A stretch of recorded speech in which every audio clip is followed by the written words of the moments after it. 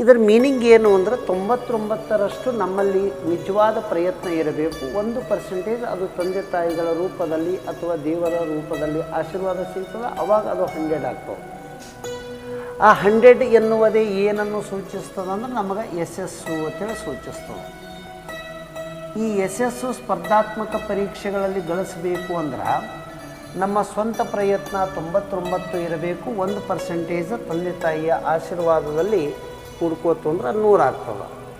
ಮತ್ತು ಈ 99% ನಮ್ಮಲ್ಲಿ ಯಾವ ರೀತಿ ಯಶಸ್ಸಿಗೆ ಬೇಕಾದ ಬುನಾದಿಗಳು ಬೇಕು ಅಂದ್ರೆ ಫಸ್ಟ್ ನಮ್ಮಲ್ಲಿ ಯಾವಾಗಲೂ ಅಧ್ಯಯನ ಚಾಲೂ ಮಾಡಬೇಕಾದಕ್ರ ಇಲ್ಲಿ 3 ಕಲ್ಪನೆಗಳನ್ನು ತಿಳ್ಕೋಬೇಕು.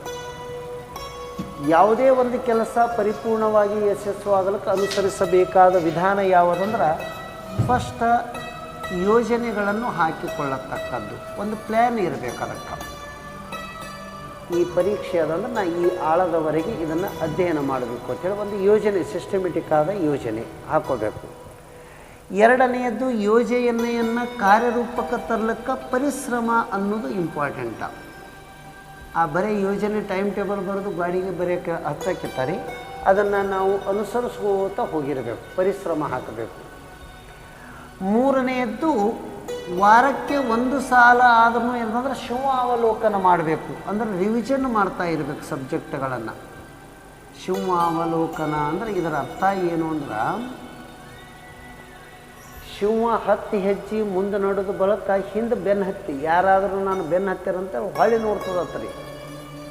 ಅಷ್ಟು ಕಾಡಿನ ರಾಜ ಅನಿಸ್ಕೊಂಡಿರುವ ಪ್ರಾಣಿ ಸಹಿತಕ್ಕೆ ಹಿಂದೆ ತಿರುಗಿ ನೋಡಲೇಬೇಕು, ನನಗೆ ಯಾರಾದರೂ ಬೆನ್ನು ಹತ್ತಿರಂತೇಳಿ ಅದಕ್ಕೂ ಭಯ ಇರ್ತದತ್ತ. ಅಂದರೆ ಇದರ ಅರ್ಥ ಏನಂದ್ರೆ ನಾವು ಒಂದು ವಾರಕ್ಕೆ ಓದಿರುವ ವಿಷಯಗಳನ್ನು ಏನಾದರೂ ಮರ್ತಿದ್ದೇವೆ ಅಂತೇಳಿ ಮತ್ತೆ ಶಿವಾವಲೋಕನ ಮಾಡಬೇಕು. ಇವು 3 ಫಸ್ಟ್ ನಮ್ಮಲ್ಲಿ ಏನದಂದ್ರೆ ಕರೆಕ್ಟ್ ಇರಬೇಕು.